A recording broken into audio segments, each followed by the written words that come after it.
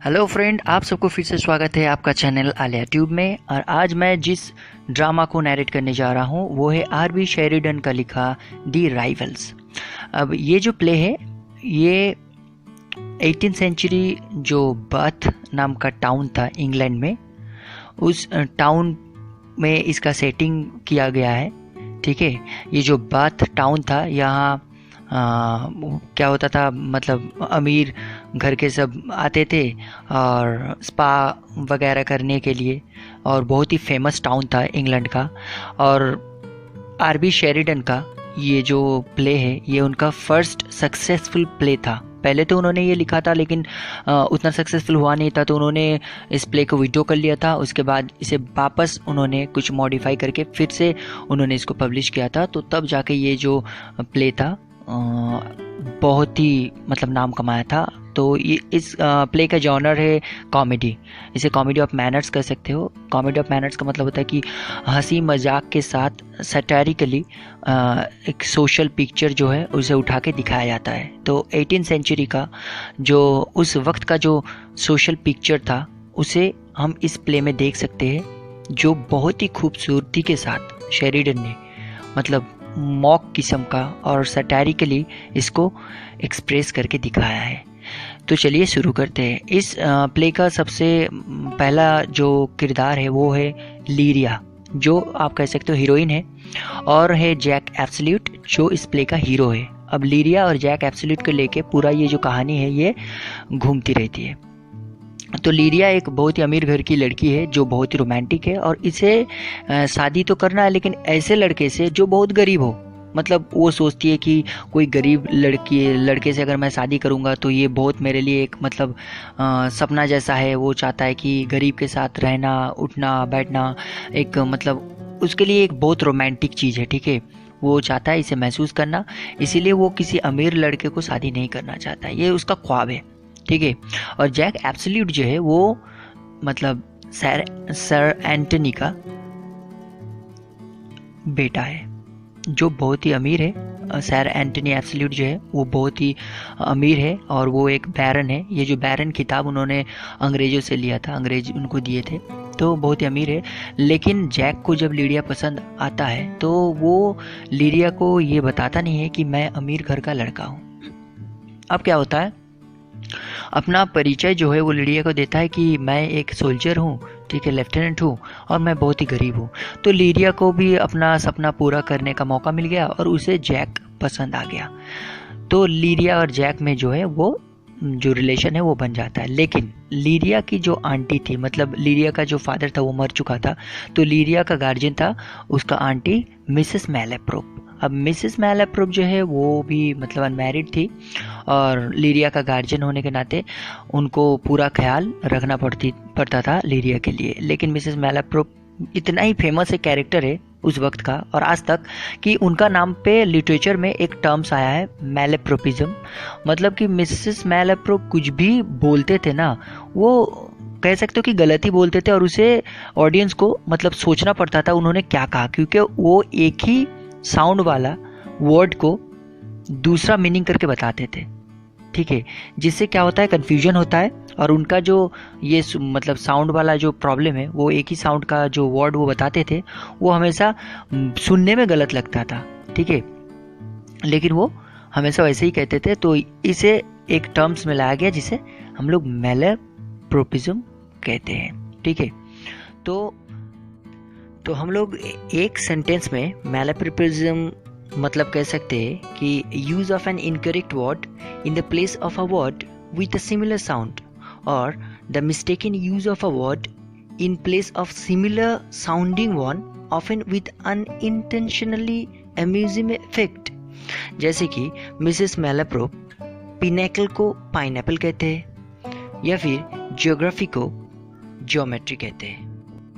Mrs मैलेप्रोप को ये रिश्ता पसंद नहीं था, क्योंकि वो कभी नहीं चाहेंगे कि अपनी जो भतीजी है वो किसी गरीब मतलब ब्रेवली से शादी करे। जैक ने अपना नाम ब्रेवली बताया था लीरिया को, तो उन्होंने मना कर दिया, लेकिन लीरिया को वही लड़का पसंद है, उसको उसने कहा नहीं मुझे जैक से ही शादी करना है। तो मिसेस मैलाप्रोप ने कहा कि देखो अगर तुम ये मेरी बात नहीं मानोगे तो तुम्हारा फादर ने जो विल करके गया था कि अगर तुम मेरी मर्जी के खिलाफ तुम किसी से शादी करोगे तो तुम्हारा जो टोटल प्रॉपर्टी है उसका 50% तुम्हें खोना पड़ेगा। तो लीरिया भी थोड़ी खामोश हो जाती है। अब क्या होता है, लीरिया का 2 शूटर आता है उसको, मतलब आप एक तरह से मंगेतर कह सकते हो, जो उसका शूटर आते हैं। एक तो एक बॉब बेकर्स, ठीक है, और एक सर लूसियस ओट्रिगर जो एक आयरिश जेंटलमैन है, और बॉब बेकर्स थोड़ा हल्का मिजाज का है। तो दोनों को ही लीरिया पसंद आ जाता है। अब क्या होता है, सर लूसियस ओट्रिगर को मैलाप्रोप जो है वो पसंद करने लगती है। मैलाप्रोप को लूसियस ट्रिगर पसंद आ जाता है, और वो छुप छुप के क्या करती थी, मैलाप्रोप जो है मिसेस मैलाप्रोप, वो अपनी जो सर्वेंट है लूसी, उसके हाथ में क्या करती थी कि लेटर लिख के सर लूसियस को भेजती थी, और उस लेटर में वो अपना नाम डीलिया लिख के भेजती थी। अब सर लूसियस को ये पता नहीं था। सर लूसियस सोचते थे कि लीरिया ने ये सारे लेटर भेजा है, और लूसी जो थी वो हमेशा क्या करती थी, मिसेस मैलाप्रोप का जो लेटर है वो लेके सर लूसियस को देते थे। और बाद में सर लूसियस को पता भी चल गया लूसी से कि ये जो खत लिखते थे ये मिस मैलाप्रोप लिखते हैं और ना कि ये लीरिया लिखती है, ठीक है। अब क्या होता है, सर एंटोनी वो बर्थ टाउन में जब आते हैं तो वो जैक को बताता है कि मैंने तुम्हारे लिए एक लड़की देखा है और उससे तुम्हें शादी करना है। अब जैक तो पहले से ब्रेवली बन के लीरिया से प्यार कर बैठा है, और वो हरगिज मानना नहीं चाहता था कि मैं किसी दूसरे और लड़की से शादी करूंगा। तो उसने सर एंटोनी को बता दिया कि नहीं, मुझे आपका देखा वो लड़की से मुझे शादी नहीं करना है, क्योंकि मैं पहले से एक लड़की को पसंद करता हूँ। तो बाप बेटे में थोड़ा झगड़ा भी हो जाता है और मिसअंडरस्टैंडिंग भी हो जाता है, और दोनों में क्या होता है, एंटोनी कहता है कि नहीं, तुम्हें उसी लड़की से शादी करना है, मैंने जिसे पसंद किया है। तब क्या होता है, जो जैक एब्सोल्यूट का जो सर्वेंट था, ठीक है, उससे पता चलता है जैक को कि उसके पापा ने जो लड़की देख के रखी है वो लड़की और कोई नहीं लीरिया है। तब जैक को बहुत खुश होता है अंदर ही अंदर, और वो मान जाता है। अब क्या होता है, सर एंटनी जो है वो प्रपोजल लेके मिसेस मैलाप्रोप के पास जाता है उनकी भतीजी की हाथ मांगने के लिए, और वही जाके मिसेस मैलाप्रोप जो है, उन्हें तो पता नहीं था कि एंटनी का जो लड़का है वही जैक एब्सोल्यूट है और ब्रेवली वो नहीं है। तो मिसेस मैलाप्रोप क्या होता है, मना कर देता है पहले, लेकिन जब उनको पता चल जाता है, एंटनी मतलब सर एंटनी जो है वो बता देता है वहाँ पर कि देखिए ये जैक जो है, सर एंटनी को वो पहले से पता चल जाता है कि ब्रेवली बन के जैक ने ऐसा किया था। तो वो सब खुल के बता देता है लीरिया को और मैलाप्रोप को कि मेरा ही बेटा सर एंटनी मतलब जैक एब्सोल्यूट है, और वो ब्रेवली बन के आपसे ऐसा किया था, आपसे मिलता था। तो लीरिया तो बहुत दुख हुई हो गई, क्योंकि उसे एक गरीब लड़का से शादी करना था, लेकिन उसका जो सपना है वो वहाँ पर चूर चूर हो जाता है, और वो जैक एब्सोल्यूट को क्या है वहाँ से उल्टा सीधा बोल के वहाँ से भगा देता है।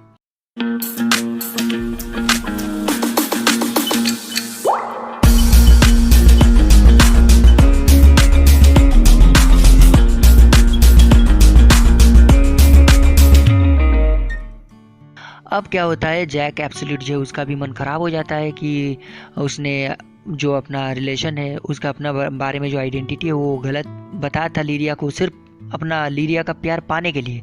अब इसमें उसका भी कोई कसूर नहीं है, क्योंकि लीरिया तो पहले से पकड़ के बैठी थी कि मुझे ऐसे लड़के से शादी करना है जो गरीब है। अब बेचारा करे तो करे, क्या करे। अब जैक ने क्या किया था, इसीलिए ब्रेवली बन के लीरिया से ऐसा ढोंग रचा था।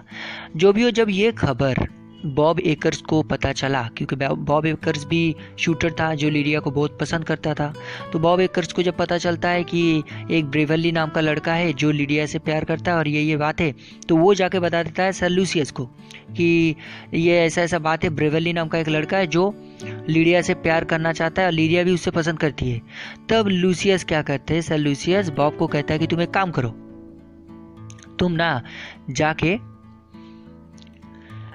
उस ब्रेवली के पास जाओ और उसे जंग में बुलाओ, ठीक है। अब बॉब एकर्स क्या करता है, जैक को बुलाता है। अब उसे पता नहीं था कि जैक ही ब्रेवली है। अब जैक और बॉब एकर जो है वो दोनों अच्छा फ्रेंड है।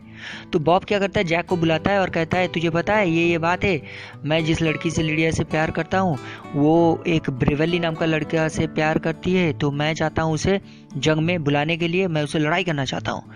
जबकि बॉब एकर्स उतना एक्टिव नहीं था, एग्रेसिव नहीं था। तो जैक को तो मन ही मन पता चल गया कि ये मुझसे ही झगड़ा करने वाला है। तो जैक ने उतना ये नहीं दिया कि हाँ कि ठीक है मैं जाके बता दूंगा ब्रेवली को। तो यहाँ पर बात खत्म हो जाता है और जैक वहाँ से चला जाता है, लेकिन बोल जाता है कि मैं तुम्हारा सपोर्ट नहीं करूंगा, अब तुमको जो करना है तुम करो। ये बोल के वहाँ से क्या करता है, वो चला जाता है। अब क्या होता है, जैक का और एक फ्रेंड था फॉकलैंड, वो लिडिया की एक कजिन थी जूलिया, उससे प्यार करता था। ठीक है, अब प्यार तो करता था लेकिन उसे जूलिया हमेशा वो जूलिया को शक करती है कि जूलिया अच्छी लड़की नहीं है, ये वो वगैरह। और दोनों का जो मतलब फॉकलैंड और जूलिया का जो रिलेशन है वो बहुत अच्छा नहीं था। दोनों हमेशा क्या करता था, अपने आप में शक करते रहते थे।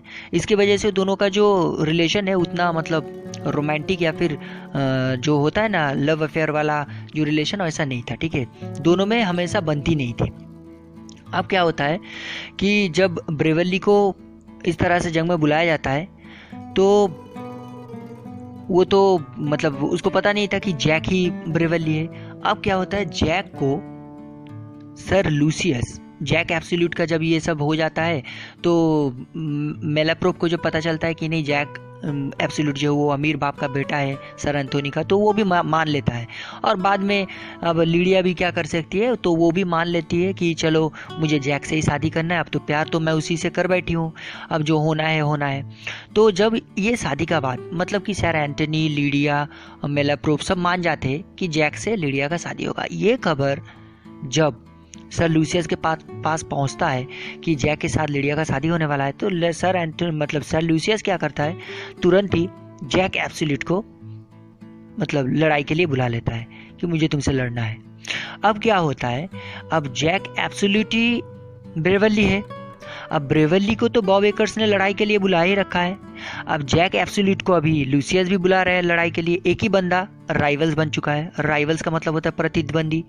तो Jack, Bob Acres, sir Lucius और ब्रेवली, इनमें लड़ाई के लिए एक साथ एक टाइम दिया जाता है। अब बॉब एकर्स ने ब्रेवली को जिस टाइम में लड़ाई के लिए बुलाया है, सर लूसियस ने भी उसी वक्त जैक एब्सोल्यूट को भी लड़ाई के लिए बुलाया। अब लड़ाई के मैदान में जब जैक पहुंचता है अपना दोस्त फॉकलैंड को लेके, तो बॉब एकर्स को ये क्लियर हो जाता है कि जो जैक मेरा दोस्त है वही ब्रेवली है। वो तो फिर पीछे हट जाता है कि नहीं, मुझे अपना दोस्त से लड़ाई नहीं करना है। ठीक है, अब दो ही बंदा एक ही है, तो इसने प्यार पाने के लिए लिडिया का अपना नाम ब्रेवली दिया था। लेकिन जैक जो है वो लूसियस से लड़ाई करना चाहता है क्योंकि लूसियस बहुत ज़्यादा एग्रेसिव है और वो लिडिया को मतलब पाना चाहता है अभी तक। तो जैक ने क्या किया, वो जो लिडिया उसे उल्टा सीधा कहा था, वो ब्रेवली बना था इसलिए उसका अपमान कभी वो बदला लेना चाहता, वो गुस्से में था। तो उसने क्या किया, दोनों मतलब लूसियस और एंटनी जो है अपना तलवार उठाता है और दोनों लड़ाई के लिए तैयार हो जाता है। तभी क्या होता है, जो जैक का जो सर्वेंट था वो जाके लिडिया, सर एंथनी और मिसेस मेलाप्रोप को जाके बताता है कि ये सब बात है। वो दोनों राइवल बन के लड़ाई के मैदान में आ गया है, वो दोनों लड़ाई करने जा रहे हैं। तो सब वहाँ पर आ जाते हैं और जो लड़ाई है वो बंद हो जाता है और सबको अलग कर दिया जाता है और वहाँ पर सब कोई एक साथ हो जाता है। जैक को भी मतलब लिडिया मिल जाता है, फॉकलैंड को जूलिया मिल जाती है और बॉब एकर्स क्या करता है, सबको एक साथ करके एक पार्टी का अरेंज करता है जिसमें सबको इकट्ठा होने वाला है। इस तरह से क्या होता है, ये जो कहानी है यहाँ पर खत्म हो जाता है।